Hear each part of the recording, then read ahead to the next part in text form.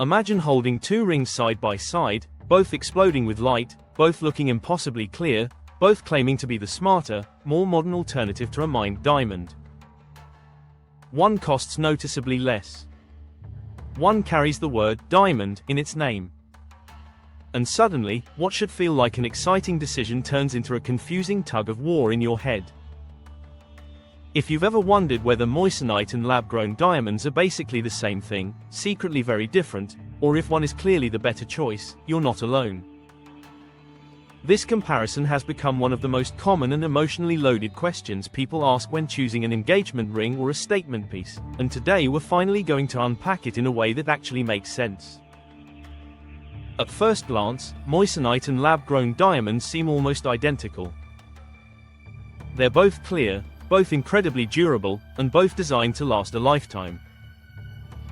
That's why so many people assume the difference must be small or purely marketing. In reality, the similarities are real, but the differences are where things get interesting. Both stones are hard enough for everyday wear without constant worry. Diamonds sit at the top of the hardness scale, but moissanite isn't far behind, making scratches and chips a non-issue for normal use. For most people, durability alone will never be the deciding factor, because either stone can handle decades of daily wear without blinking. Where the story truly begins to split is in what these stones are made of.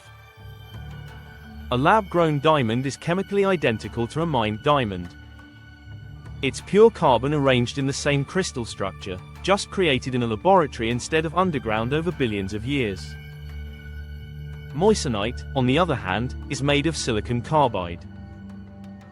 The end result can look similar to the naked eye, but on an atomic level, they're completely different materials. Think of it like two cakes that look the same on the outside but use different ingredients inside. Both are desserts, both are delicious, but they're not interchangeable if you care about what went into them. That chemical difference is what leads to the most debated question of all. Do they actually look different? The honest answer is yes, but not always in the way people expect. Whether you notice the difference depends heavily on three things: shape, size, and lighting. In certain situations, even trained jewelers have to pause for a second before identifying which stone is which. In other situations, the difference jumps out instantly. Round stones tend to blur the line the most. In everyday indoor lighting, especially softer or warmer light, a round moissanite and a round lab-grown diamond can look remarkably similar. You might notice a subtle difference if you're really paying attention, but nothing dramatic.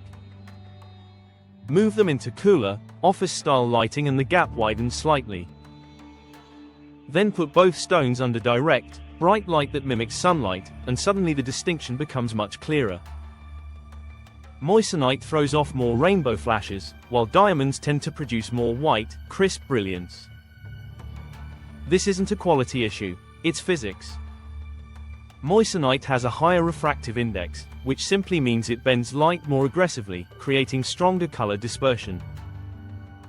That extra rainbow sparkle is exactly why some people fall in love with moissanite instantly, while others feel it looks too sparkly.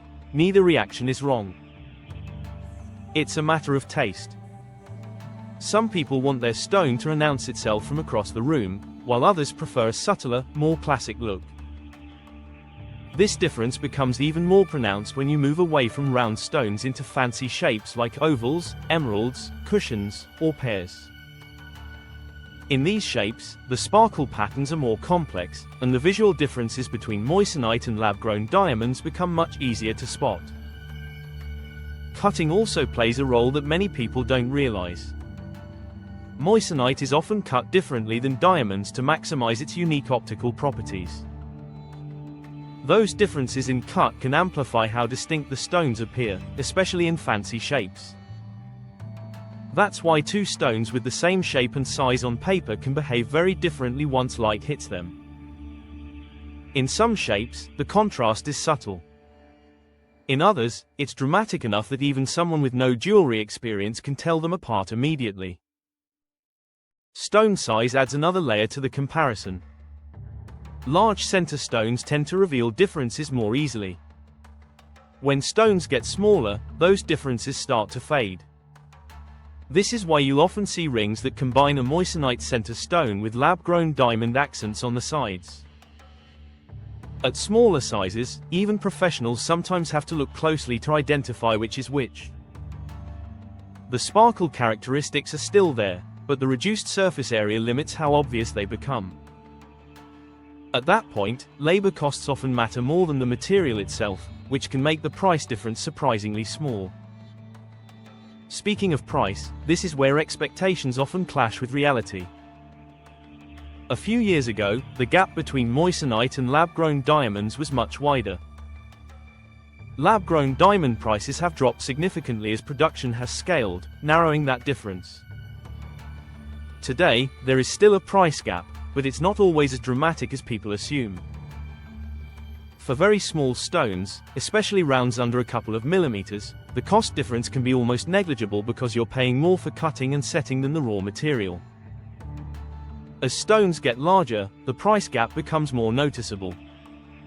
For medium-sized stones, you might see a difference of 20 to 30%.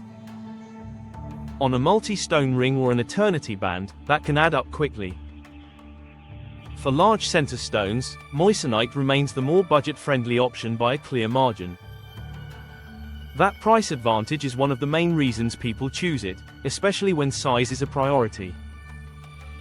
But here's the biggest mistake people make when comparing the two, and it's one that causes endless confusion. They compare by carat weight. Carat is a measure of weight, not size, and moissanite and diamonds have different densities.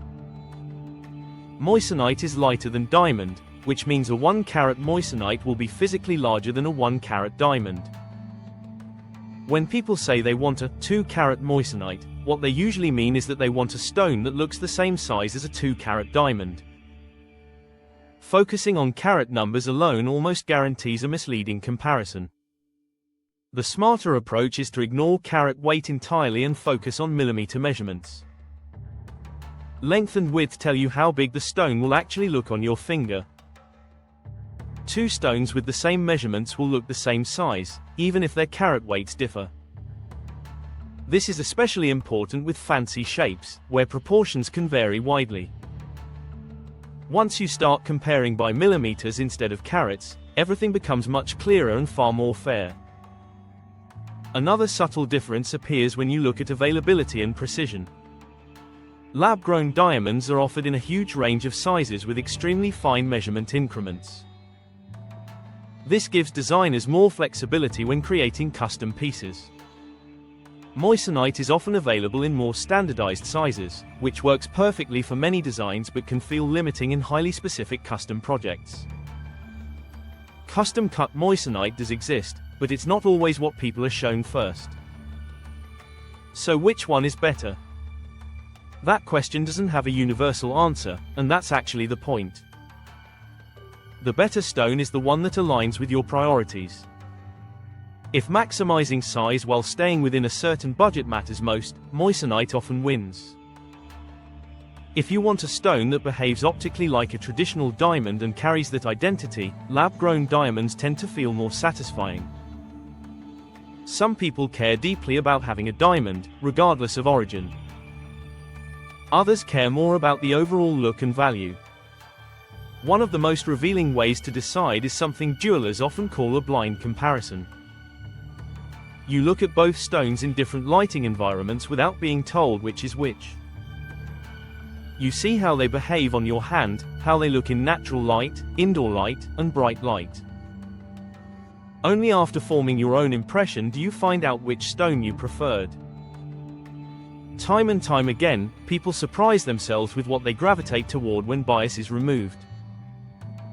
In the end, this isn't about right or wrong. It's about clarity.